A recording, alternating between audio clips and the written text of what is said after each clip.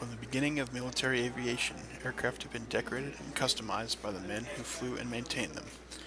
When people think of nose art and other customized decorations of aircraft, the first thought is usually of World War II, and for good reason. The proliferation of nose art during this period is very well known. However, there are examples of aircraft being adorned with custom paint from the early days of World War I through the aircraft still flying in service today. I'm here at the National Museum of the United States Air Force to look at examples from World War I, World War II, and beyond. Let's take a look. When people think of aircraft art in World War I aviation, the most famous examples, of course, are from the German aces and squadrons, namely the Baron Manfred von Richthofen and his brother Lothar, in addition to some of the other aces, Oswald Boelcke and Ernst Udet and others. But they tended to paint their entire planes in unique markings so that they could be identified. Now, the Americans also did that. Here's a Newport. On the side you can see the squadron marking there with the red, white, and blue stripes. And it was typical to not have nose art in the sense that we think of it today, but in the sense of the entire aircraft was decorated. Now, as the war drew on and was longer and longer, the camouflage patterns began to take over. However, there still were some very notable squadron insignia and airplane designs. Here's an example of American plane art in the early part of World War I. This is a SPAD 7, and on the side here, the squadron marking, it's the screaming Indian head of the Lafayette Escadrille. Here's a SPAD 13. This is painted in the scheme of one of Eddie Rickenbacker's aircraft, the famous American ace. And here in the squadron insignia is the famous hat in the ring. Now, my lighting's not so great, so you can't really see the ring, but there's a red ring around that hat. And it's one of the famous World War I American squadrons. When the Americans threw their hat in the ring in World War I, this is where the squadron got its name. Here we have another example of German aircraft in World War I. This is an Albatros D7, and as you can see, it's partially in the factory camouflage that it came in, but it also has a pink cowling, a pink ring around the waist position there, and also a pink tail. So this is a unique marking of an Albatros.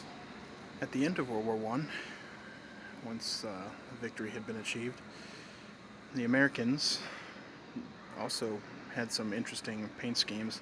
And this is an example from the 94th Aero Squadron, the famous hat in the ring squadron, just like Eddie Rickenbacker's insignia back on the SPAD 13. But here's the hat in the ring. This was a piece of fabric from the side fuselage of a SPAD. And you can see the red and white stripes there. And what that was, here's a model down here. They painted the entire plane in red, white, and blue. So that's an example of what it would have looked like. Unfortunately, we don't have a SPAD painted this way. I think it would be neat if we did, but unfortunately we do not. So, but we do have this piece of original fabric from the Showbird SPAD 13s. During the interwar period, there are many examples of American aircraft that had distinct paint jobs. Here are a couple of examples here. This is a Curtiss P6 Hawk with the talons and feathers, as well as a Hawk on the fuselage. And over here is a P-26 Boeing pea shooter. in the insignia and livery of a pursuit squadron based at Hickam Field in Hawaii. So as you can see, this is the full plane is blue and yellow with the red and white tail.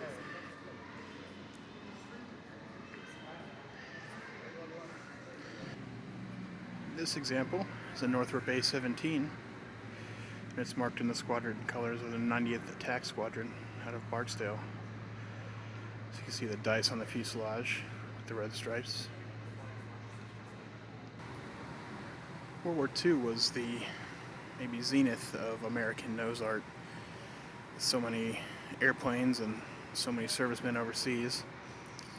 And maybe the most famous of nose art is the shark mouth. This particular airplane is a P-40, painted in the colors of the American Volunteer Group, the Flying Tigers. And the P-40 lended itself very well to the shark mouth due to the air intake under the cowling, or under the spinner here on the cowling. Now this shark mouth is not unique to the P-40, although many people will argue that it looks best on the P-40. But it's not even the only aircraft in this museum that has the shark mouth on it. So we'll see more of that later. But I've also seen shark mouths on Spitfires and other aircraft as well. Here's an example of nose art following the aircraft's mission. This is a OA-10 Catalina air-sea rescue plane with the name Snafu Snatchers. This example, we have a Beaufighter named Nightmare. It has the horse on it. This was used as a night fighter, hence the name. It's another American night fighter, P-61 Black Widow, with the name Moonlight Serenade, following its nighttime mission. B-24 is a source of American nose art, one of the more prolific sources, as were all the American heavy bombers and bombers in general. This one is named Strawberry Bitch. Has the lady here on the side as well. It's a common theme for nose art in World War II. It's a B-26 named Shootin' In. It's simple nose art and mission markings here. Here we have the famous B-17. Now, along with the B-24, made up the mainstay of the heavy bombers for the United States Air Force in World War II. This one's Shoo Shoo Shoo Baby, but perhaps the most famous of the B-17s is Memphis Belle. Now, Memphis Belle is in the restoration hangar here at the National Museum of the Air Force, and will be put on display once it's restored. But the Memphis Belle name has lived on in the Air Force, as we'll see later on. Here's the B-29 boxcar. This is the B-29 that dropped the atomic bomb on Nagasaki. This is the nose art that was applied after that mission. The Enola Gay is the famous B-29 that dropped on Hiroshima. And everybody knows that nose art, just the name Enola Gay stenciled on the nose. There's another B-29 from this group, the Great Artiste. That was actually Colonel Sweeney, the commander of this airplane on the Nagasaki mission. His airplane was the Great Artiste, and the nose art on that plane is fantastic as well, if you care to look it up. During World War II, the Walt Disney Company got into the insignia designing game and designed many insignia for squadrons and airplanes. And so, as such, you'll end up seeing a lot of beloved Disney characters in nose art. Here's an entire squadron of dwarfs from Snow White and the Seven Dwarfs. Fighters also got in the nose art game here. This one is 5x5 and it's a pink elephant with a clover. It's another example of a P-47. This one is a Fiery Ginger 4. Now, as pilots got new airplanes, they tended to keep the same name but put numbers on it. So this is the 4th Fiery Ginger. Here we have a C-123 Provider with nose art here. It's patches. Had a total of 567 hits during its time in Vietnam. I can't really see it too well in the video, but there's also some old nose art on here that's been buffed out. It's the patch's name in script. You can kind of see it in the brushed metal there. Here at the beginning of the Cold War gallery, we have B-36 Peacemaker. Now, I wanted to mention this because the B-36 here has the SAC shield on the nose, and I don't really consider this part of the same category as the rest of the nose art we've seen, because the SAC shield is on pretty much every aircraft in here that's served in the Strategic Air Command, and we'll see that as we continue going through the gallery here. So, but I did want to mention it and show it because I do think it looks pretty neat on the side of the B-36. So to the right of that, the first aircraft I want to mention here is the CF-100, and the markings in particular I want to look at are the flying skulls here on the engine nacelle and on the tip tank. So this is an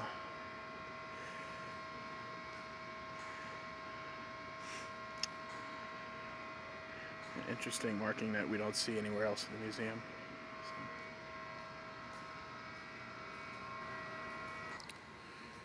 Here we have an F-86D. This is a D model with the pointy radome on the front. This one here has Dennis the Menace on the side here. Not only the name, but a cartoon of Dennis with a hammer and looks like a shell there. And this is another example of a pop cartoon being put on the side of an airplane. This aircraft also has, looks like a dog or a wolf here on the side. And the F-86D was also known as the Saber Dog because it is the D model. And so that's just an interesting correlation here with the dog on the side of the aircraft. Around the corner from the F-86D, we have another example of a name on an aircraft. This is an F-82B, North American made twin Mustang with the name Betty Joe. Now, this particular aircraft is a record holder.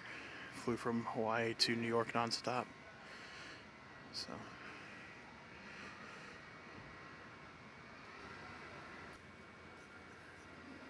next to the F-82, we have an HU-16 with a little bit more subtle name here.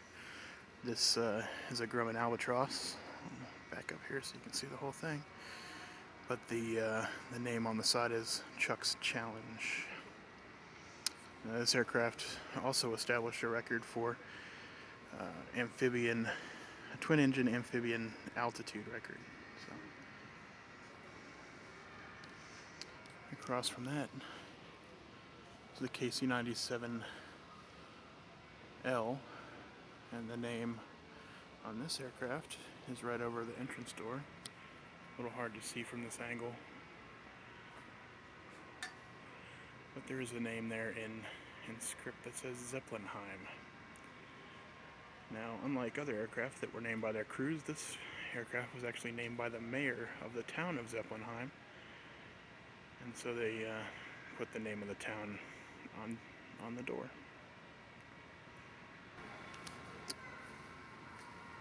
Here we have the B-58 Hustler. Now, this aircraft is also a SAC aircraft. You can see the blue stripe with white stars there. And on this side is the squadron shield. But if we walk over to the other side, you can see the other markings on this aircraft.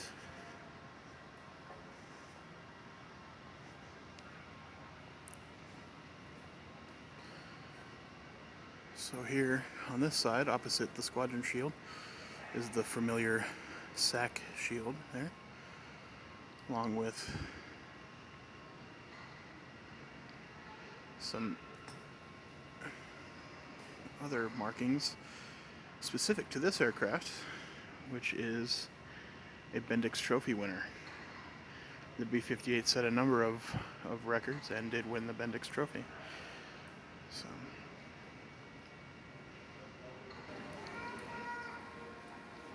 here underneath the RB-47, we see another example of the SAC shield and stars and stripe. So this is, like I said, on the RB-47, and is the only nose marking, just like on the B-36. Here we have another squadron insignia. This is an F-106. And on the nose you have the squadron shield and coat of arms. On the tail, the green and white eagle with a lightning bolt. Here on the F-101, as you can see, there's no custom nose art. However, on the tail, we do have a marking for Oregon and the National Guard.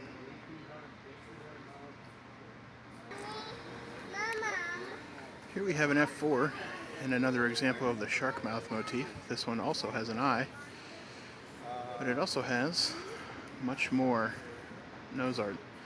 This is an RF-4C that flew during the Gulf War. You can see the name on the plane is Iraqi Scud Seeker.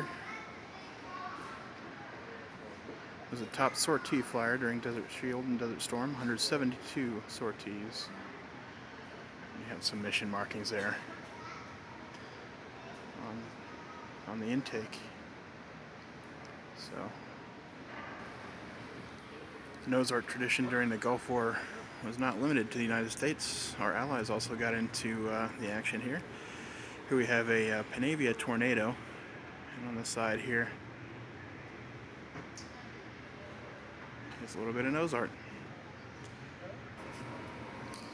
The B-2s are unique in that they don't really have a nose to put art on, but each one of the spirits does have a name. This one is the Spirit of Freedom. Now this was a test airframe, and but all the names of the spirits are on the main landing gear doors.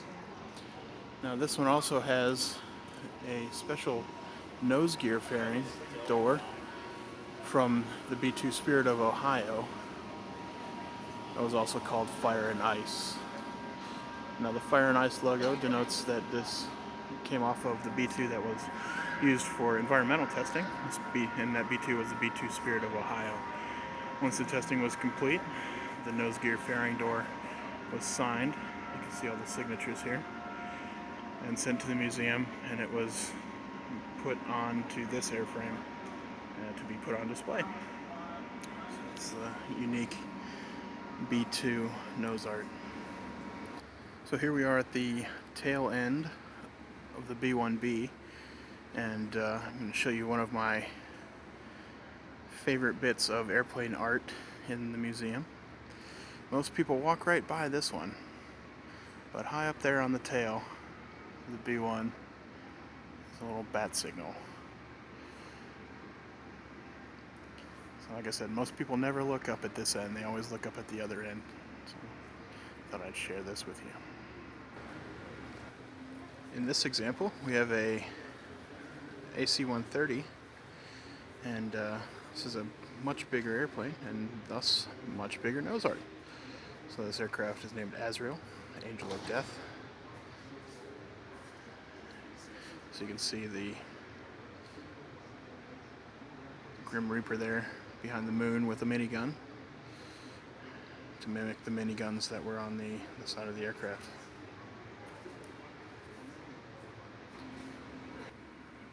The nose of the B-52 has provided quite the canvas over the years for entrepreneur artists to ply their trade.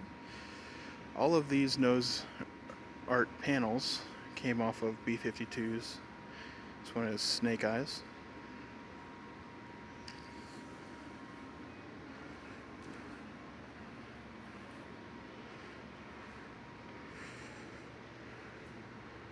Damage ink.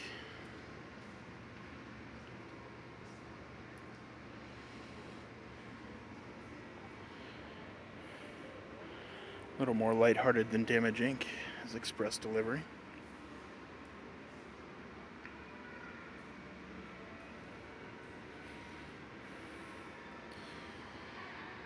Here's Urban Renewal, and on this panel you can also see some mission markings as well in the bottom right hand corner. The palm tree camo and some bomb markings.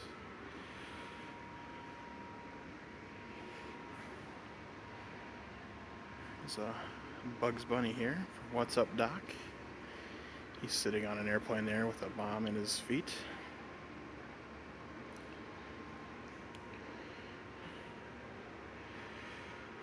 This is the Ragin' Cajun. You can see it's a little faded, but the cartoon guy there with the crawfish on his toe and a club hitting an alligator.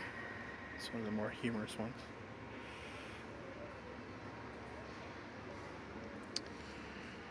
Here's Memphis Belle 3.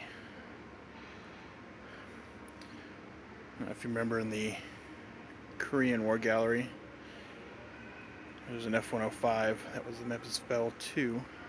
And this B-52 was crowned or named the Memphis Belle 3 with the famous Memphis Belle nose art.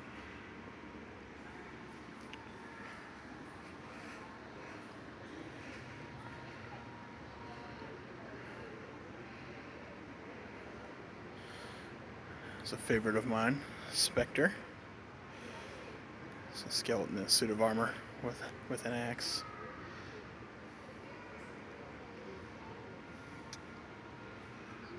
Here we have another Bugs Bunny. This one is the Grim Reaper 2.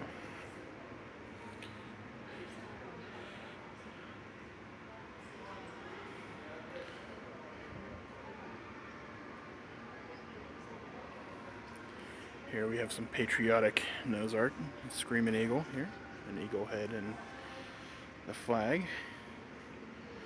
Behind it, Yankee Doodle 2 with Uncle Sam with a bomb.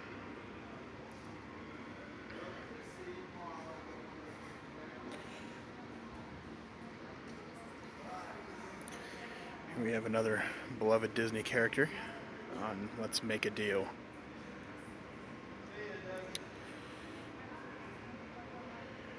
Finally, the last case here has some of my favorite art. It's evocative of some album covers that I've seen. This one, Ace in the Hole, reminds me a lot of Black Sabbath album covers. So there's one with a pilot in a flight helmet. Now on the other side, Brute Force. Now this one is basically straight off of a Molly Hatchet album. So if you like Molly Hatchet and Southern Rock, you're probably familiar with this particular image. And like I said, all of these came off of B-52s.